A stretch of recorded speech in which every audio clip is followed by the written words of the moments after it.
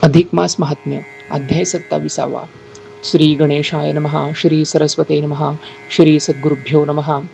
अधिक मासाच्या आजच्या 27व्या अध्यायात भगवान विष्णूंच्या नामस्मरणाचं अलौकिक सामर्थ्य आणि एका महापापी वैश्याचा केवळ सहज भक्तीने कसा उद्धार झाला ही अत्यंत एक सुंदर कथा इथे येते.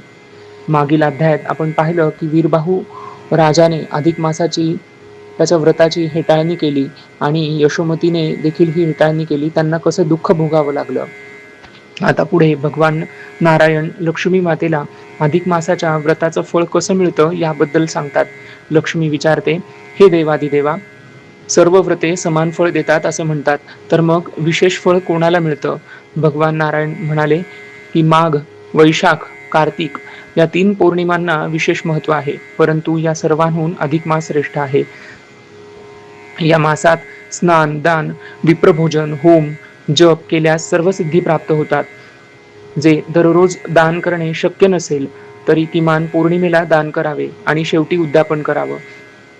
हे सांगताना भगवान विष्णूंनी एक अपूर्व कथा सांगितली. कृतयुगात सुशर्मा नावाचा एक अत्यंत धार्मिक, दानशूर आणि विवेकी राजा होता. त्याची पत्नी सुष्टमती ही परमपतिव्रता होती. दोघंही अधिक मासात श्रद्धेने व्रत, स्नान, दान आणि विप्रभोजन करत असत. एकदा अंगिरा ऋषी राजदर्शनासाठी आले. राजाने त्यांची मनोभावे पूजा केली आणि नम्रपणे सांगितले, स्वामी, मी एक अपूर्व प्रसंग तुम्हाला सांगतो. मग राजा सांगतो, माझ्या नगरात वीर नावाचा एक वैश्य होता. तो अत्यंत पापी, हिंसक, चोर आणि खोटे बोलणारा वैशारथ होता. जंगलात राहून तो वाटमारी करीत असे, प्राण्यांची हत्या करीत असे, ब्राह्मणांचं धन हरण करत असे. असा तो महापापी एकदा तृषाक्रांत होऊन जंगलात भटकत होता. एकदा जीर्ण अशा विष्णू मंदिर त्याला दिसलं आणि सभोवताली घनदाट वृक्ष, फुलांच्या वेली, पक्ष्यांचा मधुर आवाज, निर्मळ सरोवर तिथं त्याला दिसलं. त्याच्या पत्नीसह तिथं पाणी पिले आणि दोघांनीही तिथं विश्रांती घेतली. त्याचवेळी सुशर्मा राजा आणि त्याची पत्नी देवदर्शनासाठी तिथे आली.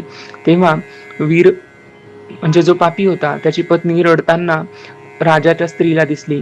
ती म्हणाली, माझ्या पापी पतीच्या संगतीने मला कुठलाही पुण्याचरण घडलं नाही.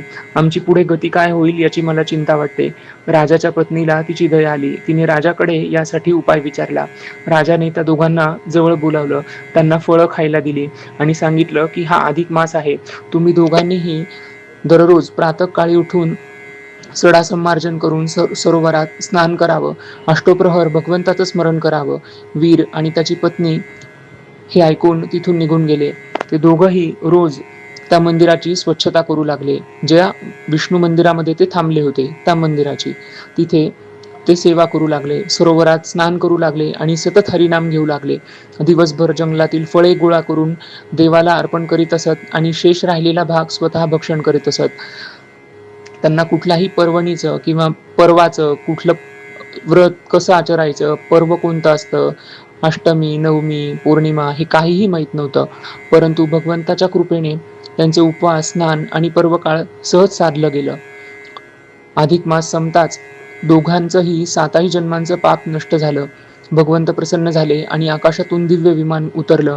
वीर आणि त्याच्या पत्नीला दिव्य रूप प्राप्त होऊन विष्णू लोकाला गेलं आणि हे सारं राजाने डोळ्यांनी पाहिलं आणि त्यांनी हे ऋषींना सांगितलं होतं. हे ऐकून अंगिरा ऋषी म्हणाले, राजा, भावपूर्ण भक्ती, नामस्मरण यांनाच भगवंत प्रसन्न होतो.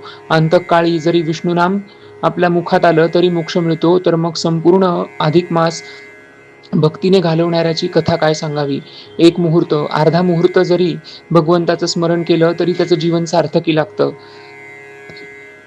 त्यानंतर सुशर्माने व्रताचं उद्यापन केलं आणि आपल्या पत्नीसह अखेर तोही विष्णू लोकात वास करण्यासाठी निघून गेला.